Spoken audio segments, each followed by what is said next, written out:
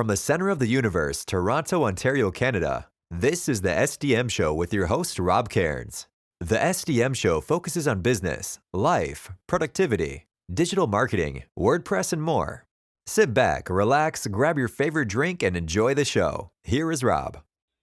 Hi, everybody. I'm Rob Cairns. I'm the founder, CEO, and chief creator of Amazing Ideas at Stunning Digital Marketing. In today's podcast, I sit down with Nick Diego, and we talk about full-site editing for WordPress. It's an exciting time, and sit back and relax and enjoy the great conversation that Nick and I had.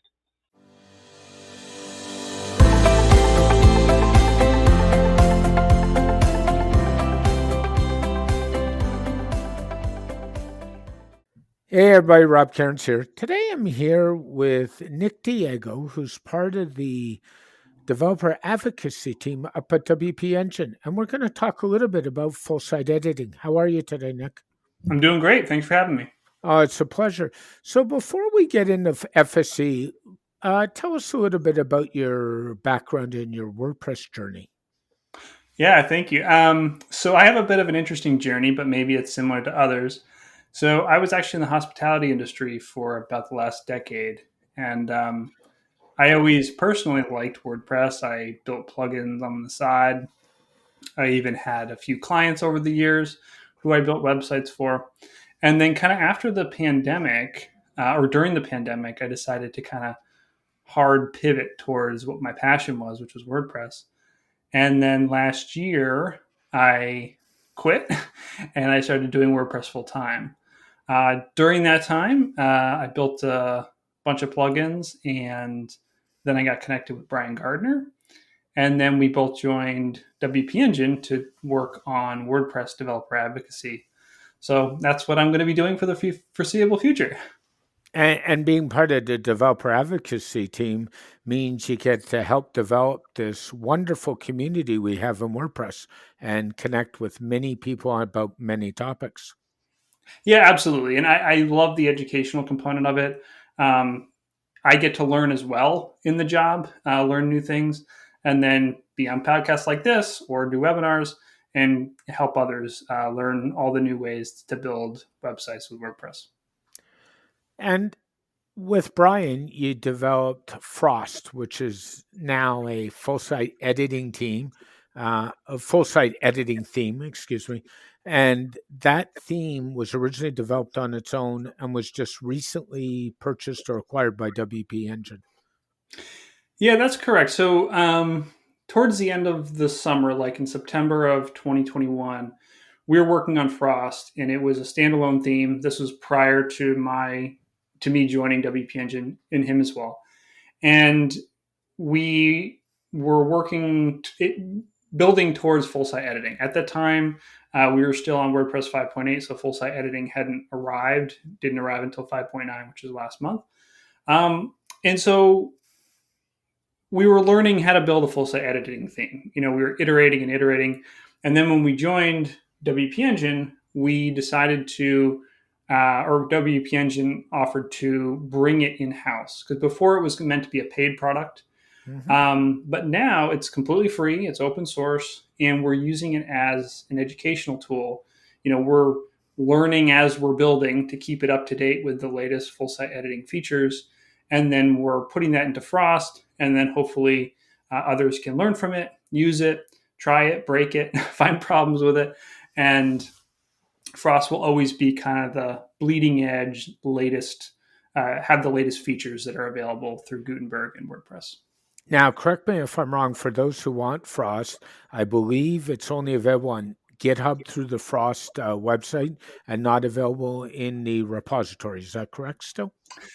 Yeah, that's correct. So we've currently made the decision to keep it in GitHub, which, there's a lot of clamoring for us to add it to the themes repository, which we don't theoretically have a problem doing. But one of the problems with the themes repository is that when you put something into the themes repository, you're in a sense, I want to say, locking the theme. The feature set that you ship with the theme is pretty static, and WordPress is changing all the time. Gutenberg is changing all the time, and full-site editing is changing all the time. We want to be able to react to those changes, and keep putting it in the repository kind of inhibits us from being able to do that. So right now it's only on GitHub. We're trying to do a release about every week with new features. And there may be a time way in the future, once we get past 6.0, where, kind of all the changes have kind of settled down a little bit. And maybe at that point it will be in the repo. But for right now, it's very experimental and it's just in GitHub. Yeah, the roadmap to 6.0 is quite an interesting one. And just for interest's sake, I have Matthias, the lead Gutenberg developer, joining me on this podcast next week to talk about exactly that, the roadmap and where we're going and where we're going beyond 6.0, which should be interesting as well. Oh, that's very exciting. Yeah, it is very exciting, and it's going to be a very interesting discussion, as you know. So we moved to 5.9. I know on the day we cut over to 5.9. You were in the watch party. You were doing some testing. So was I, and anybody who hasn't been to a release watch party should take one in, even if you just want to watch. It's a flurry of excitement and energy. And having been through many of those, have you seen any major problems when you did the shift to 5.9, or has it been pretty quiet on your end? So it's been pretty quiet on my end. I will say that there are a few minor things that have popped up related to, classic themes that may have been using some components of full site editing or custom colors and that sort of thing that have popped up that people have reported. The biggest thing for me, though, is that 5.9 is great. There's a lot of things in 5.9 that if you want to experiment with full site editing, those are now there. I just want more. There's so much stuff in Gutenberg that is not yet in 5.9. So I tested 5.9, but all my sites now still have Gutenberg because there's too many cool things that are coming that aren't quite yet in 5.9 that I want to be using. I'm nodding my head and smiling at you as we have this conversation because I'm kind of in the same boat. I know once we got through the watch party, I cut over 127 websites belonging to clients. And normally the approach I take is I run main WP and I normally say, go ahead and do them. I actually did them one at a time because of the importance of this release. So needless to say, that Tuesday night was an all-nighter that went well into Wednesday morning. And I didn't really see, as you say, there's a few little things out there, but I didn't see a lot of, major stuff out there. And that included WooCommerce sites. I have a couple big Woo sites that sit on Pagely, and I didn't even have issues with those. So I was pretty pleased with handing the release. And just because we're talking about the release, how do you feel about us getting the WordPress automatic team moving away from December releases? Because personally, I don't like releases in December. Yeah, no, I think that if in the future we can avoid December releases, that's probably for the best.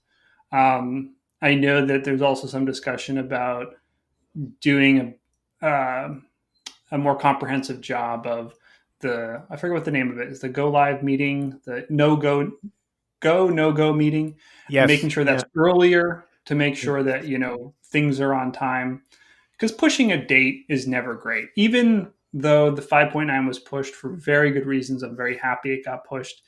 From a PR standpoint, it's never good to push a release date. So I think I'd love to see a release date in October or somewhere in there. And I believe that's the kind of the plan for this year. I think so too. And I think for this year, they've actually settled on 3 releases, not 4. So we've already had one, which means we got 6.0 and probably 6.1. I think there'll be an interim release. And correct me if I'm wrong, isn't February the 16th the date for 5.9.1, I believe, at this point? I can't correct you because I should know that, but that's news to me. That sounds exciting. No, there's a few things in 5.9.1 that I would love to see. I'm going to look that up right now. And I'm sure as we're talking, I'm almost willing to bet there's going to be a security release in there, and being a security person in the space, I kind of watch for those because I can almost guarantee somebody will have found an XSS cross scripting vulnerability or something silly in the middle of all that. So I can almost Mhm. bet on it. Um, Full site editing. What do you like so much about full site editing from your perspective as a developer? How many hours do we have? Um, Yeah. let's see. So I think that for me, I have never been a theme developer. So up until now, I've only built plugins. And I really like plugins because the scope is very narrow. I think of an idea, build it specifically, and that's it. Um, Themes are another beast because they control the whole website. They gotta integrate with a lot of things. So I was always a little bit daunted by building a theme. I think that full site editing really changes the game. And I'll speak for myself, but it makes it way more accessible to build a WordPress theme because it handles so much for you. And one of the things that I love about full site editing is being able to build a theme in the site editor. So the site editor is new with 5.9. It allows you to edit different components of your website that you wouldn't normally be able to, like the header, the footer, all visually. So I like to go in there. I'm actually working on a full site editing theme for myself. I don't really know what the header should look like. I don't really know what the footer should look like. So I just go into the site editor using blocks and the styling that's in there. I design it in the editor, oh, I don't like it. Let me change it here, blah, blah, blah. And then when I'm happy, you can just export the template files that make up that design and then plop them in your theme. And there you go. So there's a long way to go to get full site editing, the workflows to where everybody kind of wants them to be. We're kind of looking towards 6.0 for that. But the ability for somebody like myself who was never a theme developer that now you can design visually in the UI, not quite no code, but pretty close, and get a theme that you personally like, I think it's just awesome. Yeah, it is. It's a bit of a game changer. We were saying before we went to record, I don't like coding anymore. And I find playing with 5.9 and FSE like a real game changer. Yeah. It's so easy and it's so visual. And for me, that's a big deal because I'm a visual person, so I like to work with the results in front of me, and it makes it so easy to do. Yeah. Does this kind of change, and we're sort of talking a bit about this before, of where development shops sit in the whole WordPress ecosystem? Does FSC hurt them? Does it help them? Or does it kind of force them to change their direction a little bit? Yeah, I think that it's definitely a major shift. And so if you were a agency that or a theme shop that had your own workflows, maybe you had your own like theme system that you used and that was kind of what you built all your clients off of. I know a lot of companies had done that sort of thing where they allowed you to change colors. They had all interfaces for the classic editor. They had, all sorts of stuff to make WordPress delightful for their clients. Well, full site editing is kind of doing a lot of that heavy lifting for you. And I think that a lot of these agencies will need to adapt how they both work with clients and build websites to adapt to this new way of building sites, which not everyone's going to love, right? If you have a workflow that's worked for you and you've made money on with clients, and now you have to change it, it's going to be a fairly large change. But I think there's a lot of benefits here. I know that it opens a whole new space for themes, for products, for plugins. I kind of look at this as like a gold rush era where if you're a industrious business or plugin developer, there's just so many things you can build now that integrate with the full site editor that you just couldn't do before. So I'm very optimistic. It will be a big change, but I'm quite optimistic. So, do you have any take on, are page builders going to go out of business with FSC, or are they just going to adapt, or are we going to see a little bit of both? So I think that page builders are definitely not going anywhere. I think that you will probably see less kind of boutique page builders. The big ones like Elementor, Beaver Builder. I mean, they are heavily invested in their uh, page builder, and so I think that there is no doubt in my mind that they will continue and flourish for many years to come.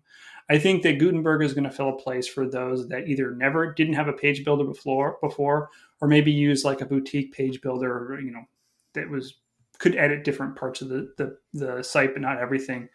I think you're going to end up with the big players, big player page builders, and then kind of Gutenberg filling in the rest.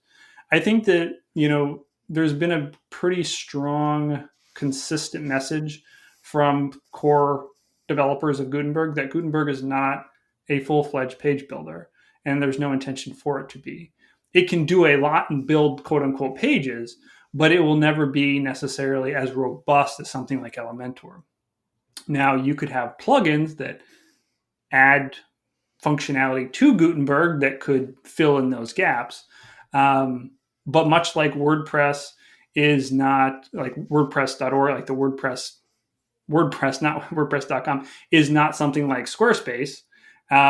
Similarly, Gutenberg is not something like Elementor. That's kind of how I see it.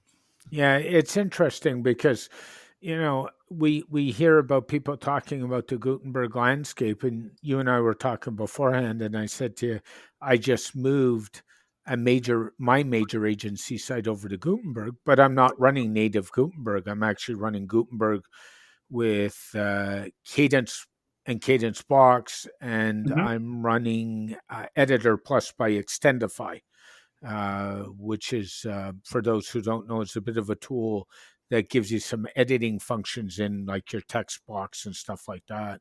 And honestly, the big reason I made that move was for speed. I'd be lying if I said it wasn't. And it's still faster than running a bloated page builder. But again, if you don't have the proper hosting behind you, you don't have the right hosting, it doesn't matter what you do. And you'd get that working up at WP Engine. Yeah. Yeah. But I do want to say, and that's kind of the beauty of WordPress in general. You take something like Gutenberg that's a solid foundation, Mm-hmm. and then for many people, you're going to want more functionality. And then you have, a great company like Cadence that builds upon Gutenberg with all this additional functionality. And I think that that's kind of what WordPress has always been, plugins and that sort of thing. And Gutenberg is no different. So I look forward to Gutenberg getting polished up by 6.0, being a very solid base. And then I'm excited to see what people build on top of it. Yeah, I don't know, like the 14 years I've been in this community, that we're in a more exciting time the last couple of years than we are at this point now. As you say, it's like a gold rush. There's opportunity, there's optimism, as long as you want to stay away from all the negativity going on. And, I just mentioned that as a passing. It's been a hard couple of years of everybody with the pandemic.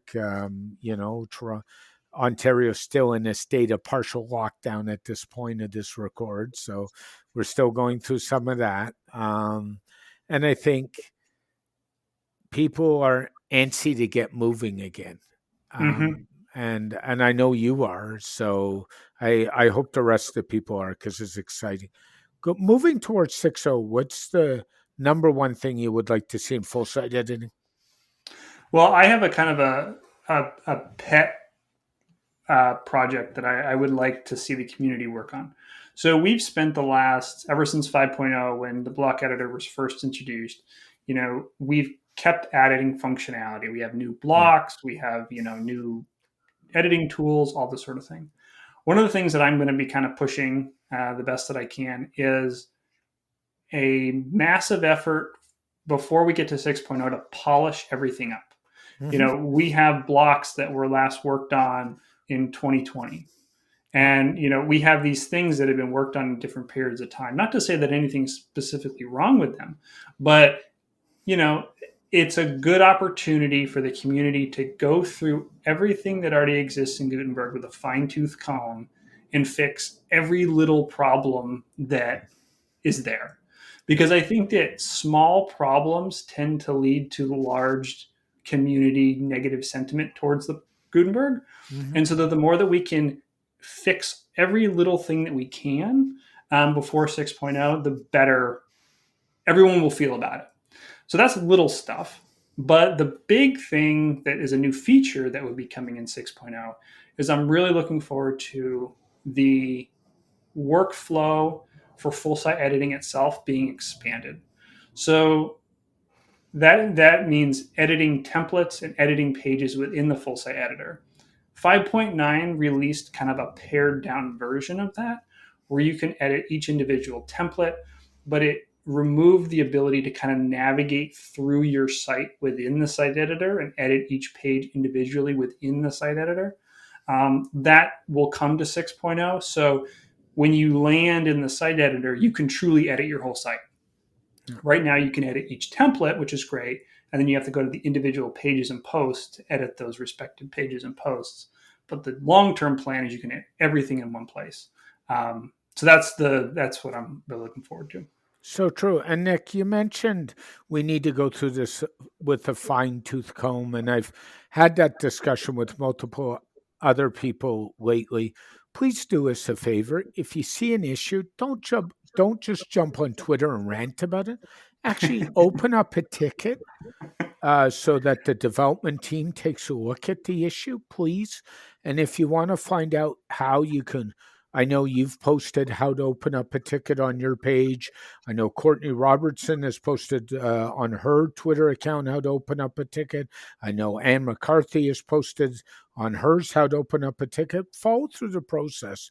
And also realize that because you have an issue, it might not be a WordPress issue. It might be a theme issue. It might be a plugin issue. It might be a compatibility issue. So before people throw daggers at Automatic, realize there's a lot of moving parts here, and it might not even be Automatic's issue at the end of the day. Yeah, and I do want to mention that, let's say you go through that process, you add your issue to Gutenberg, the Gutenberg GitHub repository, yep, and then you don't get any feedback. That happens a lot. And I think that it's important to recognize that probably shouldn't happen. The problem is right now is there's a lot of issues. If you go to the Gutenberg repository, I'm going to go right now just to test. There's over 3,000, nearly 4,000 issues. Mm-hmm. That's a lot. It's a lot for the core contributors to get through. So as a developer advocate, one of the things that I am committing to is to help get through some of those things. So if it's a dangerous thing to put out on a podcast, but if you have an issue and you're not getting the feedback that you want, ping me. I'm happy to look into this stuff. Like I want as many issues as possible to get tackled. And just because an issue didn't get any feedback doesn't mean that someone's purposefully not providing the feedback. It could be that it's just missed because of the volume. At the end of the day, what are we at? 43% of the internet uses WordPress. Yeah. So there's a lot of people using this, which means there's likely a lot of issues that can pop up. No kidding. And if you look, and you and I both have our eyes on the WordPress Slack channel and the issues that keep popping in, because every time one gets filed, it gets pinged in the Slack channel. It's been really high lately. So, yeah. I don't think things are getting missed on purpose. I think what they're doing is often rolling 4 or 5 issues into one because they're very similar and they're dealing with a lot of stuff in batches too as well. Yeah.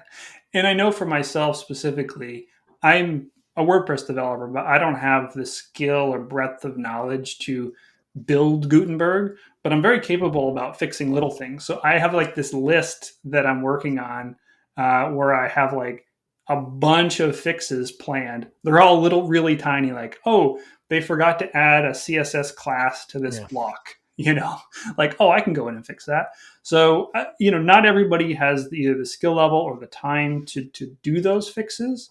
But for those of us that do, I think it's really important to help as much as you can. Now, it's not lost to me that I'm getting paid by WP Engine as a developer advocate to do this sort of thing. But those that are in that position, getting paid by a company, giving back to the WordPress community as a whole, kind of through the Five for the Future initiative, I personally think is very important and is kind of a responsibility for anybody that's making money off WordPress to give back in any way they can. I so heartedly agree with that. I mean, I run my own agency. I don't have a big company paying me, and I'm not saying that's wrong. I think it's great that big companies like WP Engine, the GoDaddies, and multiple companies are investing time and money in this space. And I give back myself in numerous ways, partially some of the stuff on this podcast, partially Absolutely. a LinkedIn group that I help co-manage to foster other discussions. There's a multiple ways to give back. And what people don't understand is the Five for the Future initiative does not mean you have to be a coder or a developer. You can 100%. you can get involved in learning, you can get involved in brand awareness. There's all kinds of stuff to do. Yeah, and I've actually just started getting more involved with the train team. Yeah. Granted, I've only just dipped my toe in, but that's just a great resource. You don't need to know how to code at all. It's just helping people learn how to use WordPress. So there's like you said, there's so many ways to contribute and to support the community. Yeah, and I don't want to spend a lot of time on it because I have in this podcast. I would rather people get involved in supporting the community and saying, "How can I help?" than some of the mindless griping we hear all the time and sort of say, "I'm not happy," and my response is, "So if you're not happy, how can you help us?" Yeah. Like let's get back to that and let's keep building the community because we're at the end of the day we're pretty lucky, I think. So yeah. Did so that talks a little bit about where you'd like to see FSC go. Where would you like to see Gutenberg as a whole go, or is that very similar? Pretty similar. I think that there's an opportunity to. So I look at full site editing as obviously a huge component of Gutenberg, but the Yeah. Gutenberg project also touches on the block editor. And I think that there's just an opportunity to look at how let me back up. So once we have like the full site editing experience in place, I think it's time to start really going through the interface. How do we make this as intuitive as possible? How do we make this as accessible as possible? And I think that a lot of work has been done in that area, but we're also kind of in this building process. We need to actually build the thing before we can optimize it. Of course, we're optimizing along the way, but once Yeah. it's built, then you can fine tune. So I think that I would like to see, once we get over the hurdle maybe of 6.0, is to really kind of dial in some of this accessibility, make things more intuitive.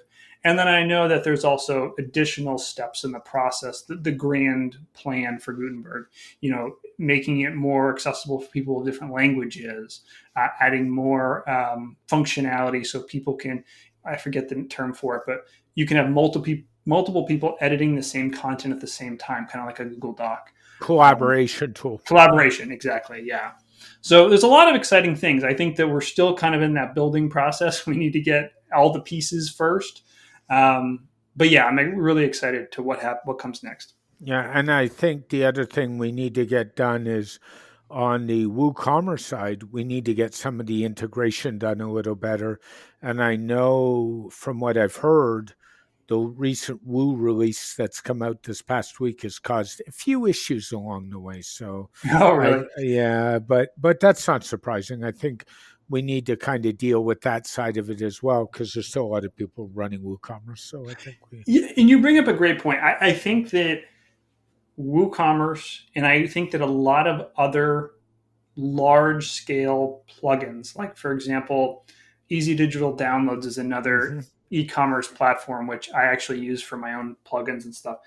I think this is the time when all these big companies that use WordPress they really need to invest in building blocks and integrating with Gutenberg and the block system. I know that WooCommerce is currently doing that. I know that others are as well. But like, this is the time when to leave short codes in the past and build blocks that provide a visual interface for users to, the worst thing to me is having a full site editor. You're editing your site, and then you got to input a short code block. It like just completely takes you out of the editing experience. So I think that we'll see that come in the future, but I would encourage people to try and embrace blocks as much as they can. I would agree with you. On my current agency site, I'm not running one short code. So nice. I have a policy that says if I have to run a short code, I will find a block or a way of doing it without that short code. So, nice. Yeah, it's an interesting mentality focus, and it's a shift in thinking. And I think short codes, unfortunately, cause some other issues, as we know. So I think we just got to keep working on getting rid of those. And well, I have a funny anecdote. So I have a bunch of plugins in the WordPress plugin repository, and my most popular plugin is a plugin that adds short codes to make columns. And this was, I built this probably like 6 years ago. And so making columns in the classic editor is kind of challenging, and you have to use short codes. It's still being used by 20,000 people or more.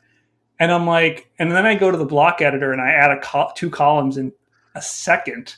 Yeah. I'm like, oh my God, look how far we've come. These are the kind of things that make me love the block editor. I know, and adding columns in the block editor is a breeze. It's quick and done. And even starting to do page layouts is easy, in my opinion. So the block editor, where it is today from where it was when Gutenberg dropped about 3.5 years ago, I think it's been that long now, is dramatic, where it's come along. And I have to tell you, I was one of those people when Gutenberg dropped and said, I don't want to go near this monster. I'm not happy. And what I'll tell you is I was wrong, and getting to know that is a lot easier than getting to know some other things. So, yeah. So it's changed in a big way for me for the better. And part of it is, honestly, Nick, it's surrounding yourself by the right people in a community, people like yourself, people like Brian, people like our friend Birgit Polyhack up at Gutenberg Times and Automatic. Surrounding the right resources and learning from the right people is what makes the difference in moving forward, not moving backwards. Yeah, and that's what I love about my current job. Learning anything new is hard, no matter what it is. And I think that we can all, profess the benefits of Gutenberg and how it's so much more intuitive than perhaps the classic editor littered with short codes, but it's still new. It's still something to learn. And, it can be hard and disorienting for people. And I think that the more developer advocates or, podcasts like this, or people taking time out of the day to do webinars and, all that kind of stuff just helps disseminate the information that people need, that this is new, but it's not that scary.